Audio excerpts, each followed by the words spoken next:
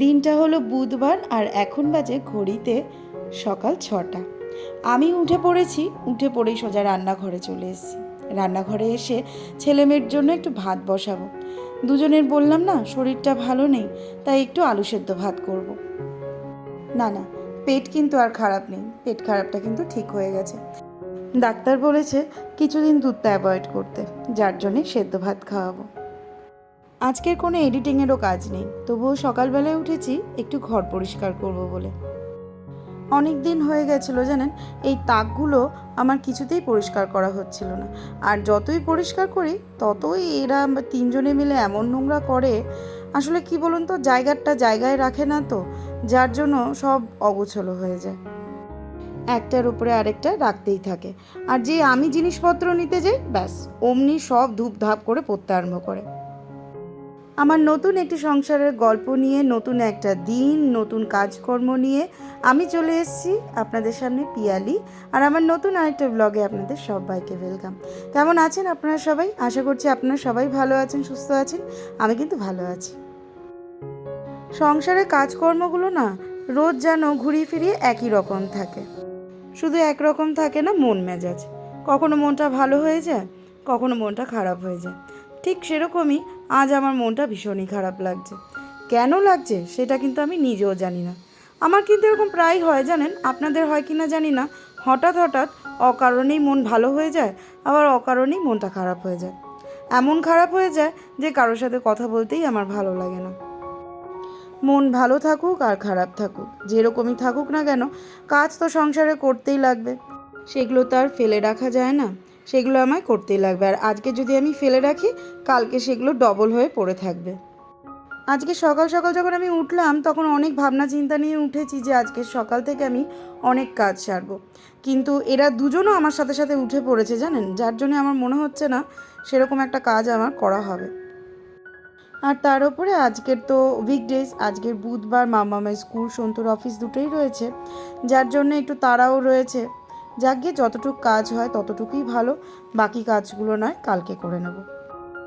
এই তাকগুলো জানেন তো বেশ সুন্দর ডেকোরেশন করার জন্য, মানে সুন্দর করে তো সাজিয়ে গুছিয়ে রাখা যেত, খুব সুন্দর লাগতো। কিন্তু আমরা কিন্তু এখানে জিনিসপত্র রেখে দিয়েছি, কেন জানেন? আমার ছেলের ভয়ে।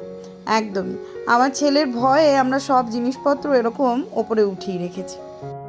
কোনো ছোটোখাটো শেলফও আমরা কিনতে পারছি না, কারণ ছোটোখাটো শেলফে ওর হাত যায়, আর সেখান থেকে তুলে ফেলে দিতে ওর 2 মিনিটও লাগবে না।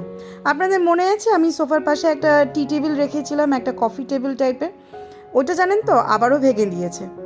শেষ পর্যন্ত আমরা ওই টি টেবিলটাকে প্যাক করে তুলে রেখেছি। আসলে কি জানেন তো, ওই বাড়িটাতে যবে থেকে আমরা এসছি, বাড়িটাতে যবে থেকে আমরা ঢুকেছি, তবে থেকেই আমরা এই জিনিসপত্রগুলো এখানেই রাখি। কেন জানেন? যখন এই বাড়িটাতে ঢুকেছিলাম তখন মাম্মাম ছোট ছিল, আর মাম্মামও কিন্তু জিনিসপত্র নিয়ে বারান্দা দিয়ে অনেকবার নিচে ফেলে দিয়েছে।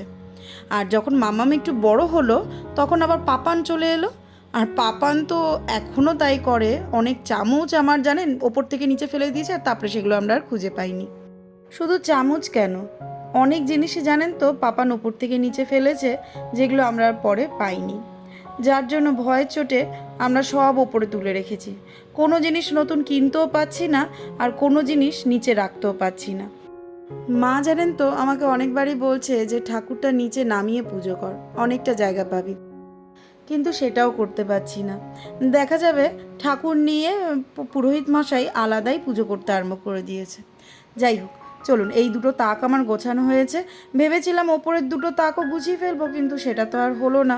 এখন ঘড়িতে 8টা বেজে গেছে এইটুক কাজ করতে করতে। আসলে এতটা দেরি হতো না, মাঝে মাঝে ওই দুজনে মিলে এমন বিরক্ত করছে যে আমার অনেকটাই দেরি হয়ে গেল। চলুন এবার বাসি ঘরটা ঝাড়ু দিয়ে নিলাম, কারণ বাসি ঘরটা আমার সকাল থেকে ঝাড় দেওয়া হয়নি। দেখছেন চলে এসছে কিন্তু সাথে সাথে।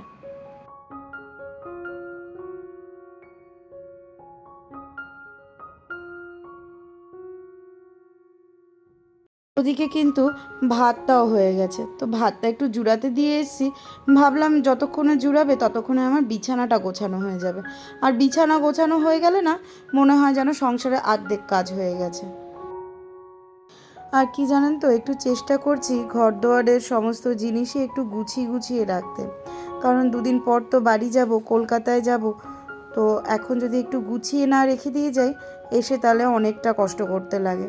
এমনিতেও এসে সে আমাকে পরিষ্কার করতেই লাগবে, কারণ কি সেই তো ধুলো পড়বে, যাচ্ছি অনেক দিনের জন্য, যার জন্য এসে দেখব সমস্ত কিছুই ধুলোতে মাখামাখি হয়ে রয়েছে। তো সেই আমাকে আবারও পরিষ্কার করতে লাগবে। এখনও অনেক কাজ পড়ে রয়েছে, প্যাকিংও শুরু করতে লাগবে, এখনও আমি প্যাকিং শুরু করিনি। আর কি জানেন তো, এই প্যাকিং জিনিসটাতে আমার এত বেশি মজা লাগে, যখনই কোথাও যাই তখনই তো প্যাকিং করতে লাগে, আর এই প্যাকিং জিনিসটা আমার খুব ভালো লাগে। এই যাচ্ছি না, আমার এটাই ভীষণ ভালো লাগে। আর কতদিন পর তো আমি কলকাতায় যাচ্ছি, মায়ের কাছে যাচ্ছি, আমার এটা ভাবলেই ভীষণ আনন্দ লাগছে যে ফাইনালি সেই দিনটা চলে আসছে, যে দিনটা আমি আমার মায়ের কাছে যেতে পারবো। কতদিন পর সেই চেনা জায়গাটাকে আবার দেখব, আমার প্রিয় শহর কলকাতা আবার দেখতে পাবো তাকে। যাই হোক, চলুন এত বেশি আশা করব না, আশা করলেই না দেখেছি পরে নিরাশা হতে লাগে, তাই এত বেশি আগে থেকে ভাববো না। চলুন, আমার বিছানা গোছানো হয়ে গেছে, এবার আমি চলে যাব মাম্মামকে রেডি করতে। আর এইদিকে দেখুন, পণ্ডিত মশাই চলে এসেছেন বারান্দায়। আমার তো খালি ওকে দেখলেই ভয় লাগে, না জানি আমার মাটিগুলো এসে ঘেঁটে দেয়, গাছের পাতাগুলোকে ছিঁড়ে রাখে না জানেন। আমার কত যত্নের গাছ জানেন, কত চারা জানেন উপড়ে ফেলে দিয়েছে, যার জন্য ওকে আমি একলা বারান্দায় আসতে দিই না। আর দেখুন, দুষ্টামি যেন শেষই হয় না ওর, কী করে যেন টেবিলের ওপরে উঠে বসে পড়েছে। এখানে আমি চলে এসেছি মাম্মামকে একটু চুল বেঁধে দিতে, ওকে রেডি করে দিচ্ছিলাম স্কুলের জন্য, তারপর ওদেরকে ভাত খাইয়ে স্কুলে পাঠাবো।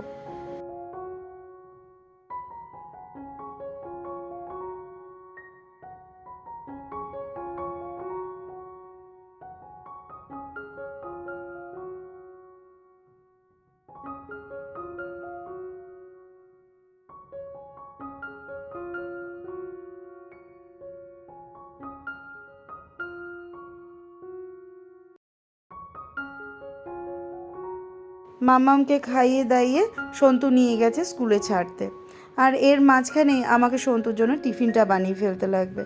সন্তু দুদিন ধরে অফিস যায়নি, ছেলেটার শরীর খারাপ ছিল বলে, যার জন্য বলল পিয়ালি আজকের আমি সকাল সকালই অফিস চলে যাব, তাই আমি টিফিনটা বসিয়ে দিয়েছি। করছি একটু আলু কুমড়োর ছক্কা, আর একটু পেঁপে কেটে দিয়েছি, আর রুটি। চলুন, টিফিন আমার রেডি, এবার ওকে দিয়ে আসি। আর আজকে না ভাবছি সকাল সকালই রান্নাটা সেরে ফেলবো।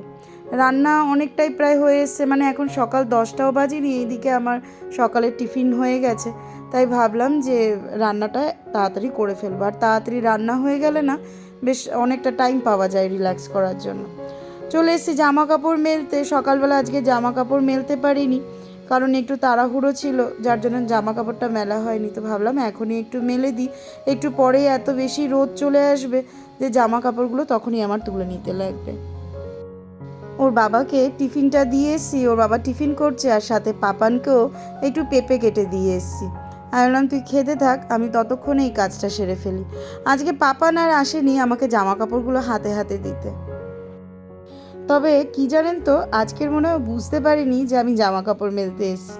ও যদি বুঝতে পারতো যে আমি জামা কাপড় মেলতে এসেছি, তাহলে ঠিক দৌড়ে চলে আসতো। ব্যাঙ্গালোরে বেশ কিছুদিন হলো বৃষ্টি হচ্ছে না, আর এই বৃষ্টি হচ্ছে না দেখি কিন্তু জলের ভীষণ ক্রাইসিস হচ্ছে। আপনারা হয়তো অনেকেই জানেন না যে ব্যাঙ্গালোরে কিন্তু ভীষণ জলের প্রবলেম আছে। আর যেহেতু এই বছর সেরকম বৃষ্টি হয়নি বলতে পারেন একদম, তাই জলের ভীষণভাবে প্রবলেম বাড়বে। আর এইদিকে দেখুন, পাপান কিন্তু ঠিক বুঝতে পেরেই চলে এসছে, আর এখানে আমায় জামা কাপড়গুলো ফের ও হাতে হাতে দিচ্ছে। চলুন, মোটামুটি আমার জামা কাপড় মেলা শেষ হয়ে গেছে, এবার আমি চলে যাব সোজা রান্নাঘরে বাকি রান্নাটুকু শেষ করতে।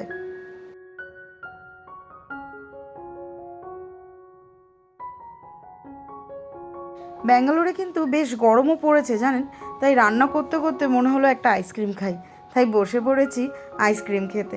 আর এদিকে পাপানও চলে এসছে আইসক্রিম খাওয়ার জন্য।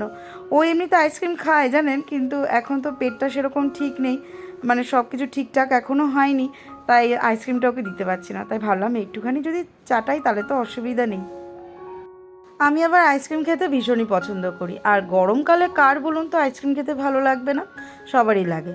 অবশ্য আমার আবার শীতকালেও আইসক্রিম খেতে ভালো লাগে।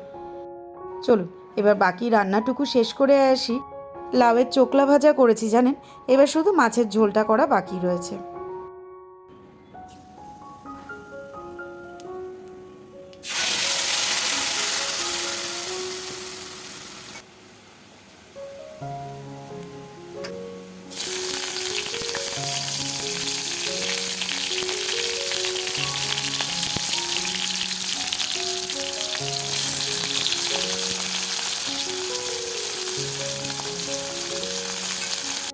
দুটো কড়াইতে দুটো বসিয়েছি। এইখানে যেটা করছি সেটা হচ্ছে মামামার পাপানের জন্য পাতলা করে ঝোল, আর আমাদের জন্য করছি মাছের তেল পাতুরি।